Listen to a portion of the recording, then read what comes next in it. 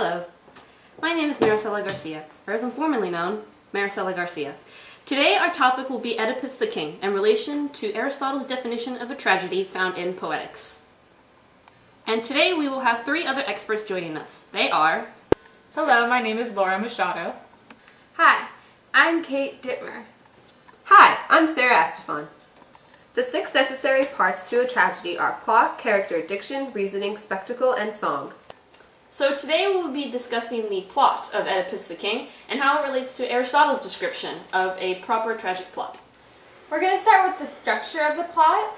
And so Oedipus the King has a solid three-part structure with the beginning, middle, and end. The beginning doesn't have anything before.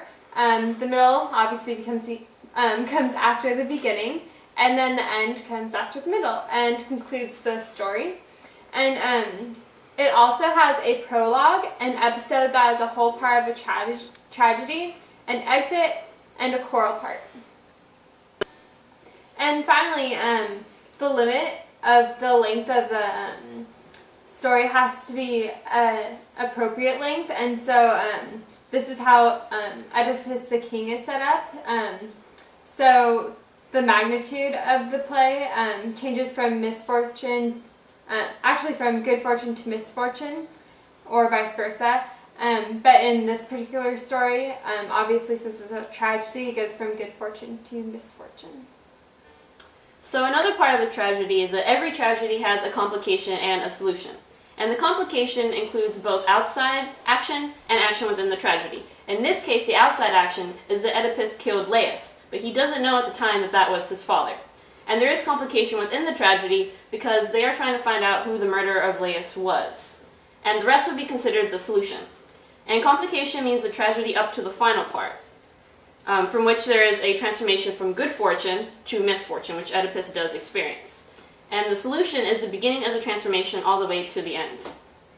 And plots should not only show a complete action, but also terrifying and pitiable actions. And it's really good when it does happen at random. And it's contrary to the expectation because of one another. And poets should make plots rather than verses, and the poet can represent actions as long as it is possible. And part of the plot does include reversal, from good fortune to misfortune, which Oedipus does experience. And he also experiences recognition at the same time as the reversal, which is another good point of a tragedy. So aside from reversal, which is a change in action to the opposite, there's also recognition. And recognition is a change from ignorance to knowledge. In this case, Oedipus is ignorant that he is actually Laius' son, but then he does come into that knowledge, at which point he does experience suffering, which is another part of a tragedy. And he suffers at the thought that he not only committed parricide, but also incest, because he is now married and has children with his mother/wife, Jocasta. Awkward. Now, recognition from inference is the recognition that happens here, because Oedipus does piece together his true identity from the context clues, if you will. From clues not only in the prophecies, but also from what the messenger is telling him, and his own parallels from what he remembers growing up.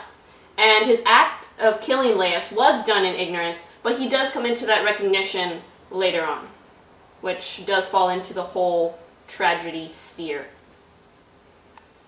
So in the context of plot, there are four kinds of tragedies. A complex tragedy, which is the tragedy of reversal and recognition, which Maricela just talked about. Tragedy of suffering, tragedy of character, and tragedy of spectacle. And the poet should try to keep all these parts of the tragedy, or these kinds of tragedies, in the plot. In Oedipus the King, all these tragedies are incorporated. There is a tragedy of reversal and recognition when Oedipus realizes that he killed his father and married his mother. The tragedy of suffering is when Oedipus again realizes that he killed his father and married his mother, and everyone suffers in this, so it is a complete tragedy of suffering. The tragedy of character also is incorporated in this because the characters each have their own sufferings from the events that have happened prior to the plot, but as part of the plot. And then the tragedy of spectacle happens in various things, such as when Oedipus gouges his eyes out, which is done up on stage, and when we see everyone dying. Hi, so I'm here to talk about the characters of Oedipus the King and how they relate to Aristotle's Poetics. Aristotle also says that characters should develop the plot and inspire pity and fear for the person watching the play. And all of this is present in Oedipus the King because we as readers or people watching the play feel for him and understand or like sympathize for what he's going through. Aristotle also says that characters need to have a tragic flaw, and Oedipus shows this because he needs to be good, but not so that perfect that like we won't be able to relate to him. And this is present because like he is a king and he's regal, but he has qualities that make us see how he's human. Aristotle also states in Poetics that the most important characters need to be pitiable. Like, for example, the shepherd, Jocasta, and Oedipus are all relatable and we all feel bad for them. Characters in the tragedy should also have the following qualities. They should be good, they should be true to their type, and they should be true to life so that they're relatable and they're lifelike. And they should be consistent and and they should be necessary or probable, which means that they should be like realistic and it's relatable. Hi, I'm Kate. I'm going to discuss Aristotle's definition of reasoning and how it relates to Sophocles' Oedipus the King. Aristotle's definition of reasoning states that it's in human nature to seek facts, to verify them, contemplate them, and to establish justice. In Oedipus the King, Oedipus, the king of Thebes, is trying to seek information in order to stop a plague that has struck Thebes. And he does this by seeking an oracle who tells him that the plague is being caused by a murderer who murdered the previous king of Thebes, and the only way the plague will stop is to have the murderer exiled. So the oracle also states that the murderer is in Thebes and that he must be exiled. So Oedipus orders that the murderer steps forward, and when no one steps forward, he seeks another prophet who not only acknowledges that the previous oracle's statements were true, but also states that Oedipus himself is the murderer.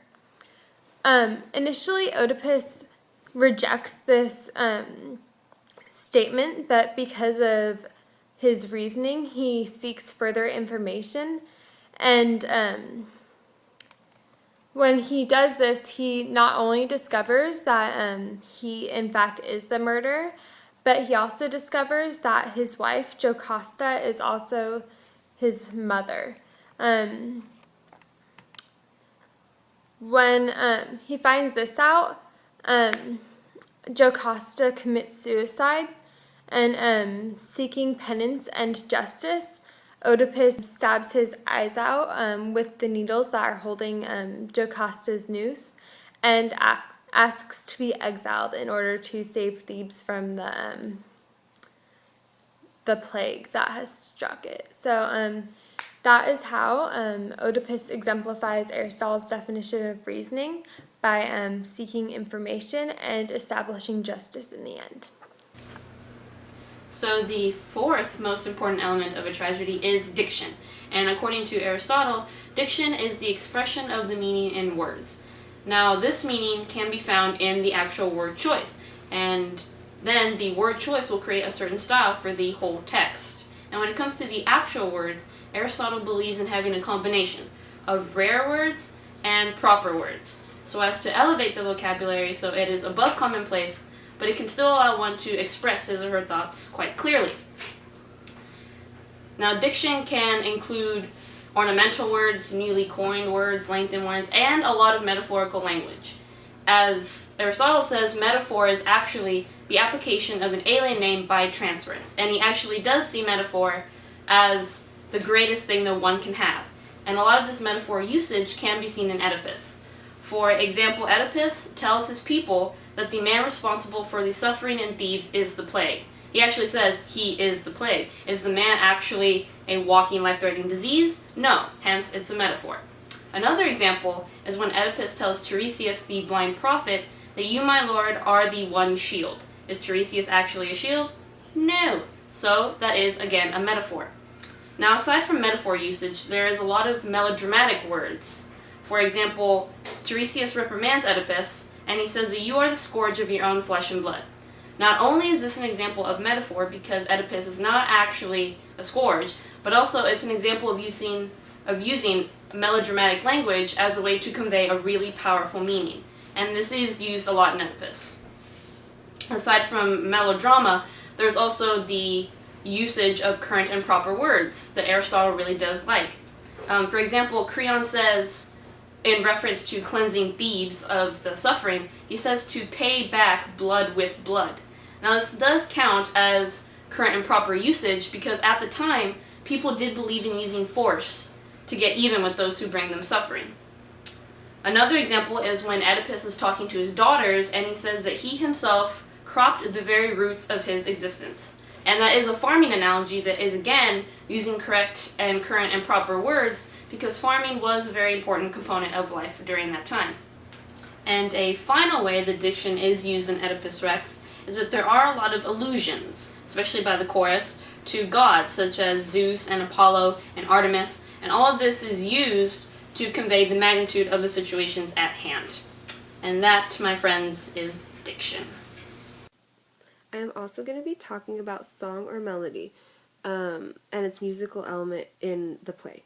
So Aristotle argues that the choir should be integrated into the play just like the actors are part of it, and that the song and choir should be part of the play and that they should further the plot and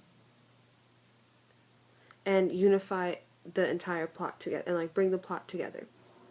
And this is present in Oedipus the King because the choir does present useful information to the audience, and it gives us information that we can use to fully understand the play.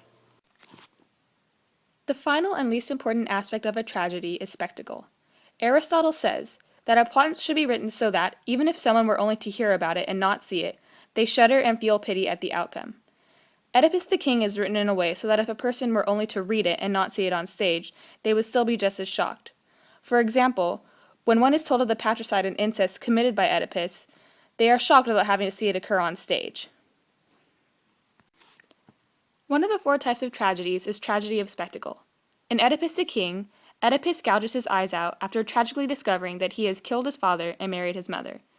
This spectacle would have been very shocking to an audience, and therefore very engaging. Although spectacle is the least important aspect of a tragedy, it is what separates a tragedy from an epic.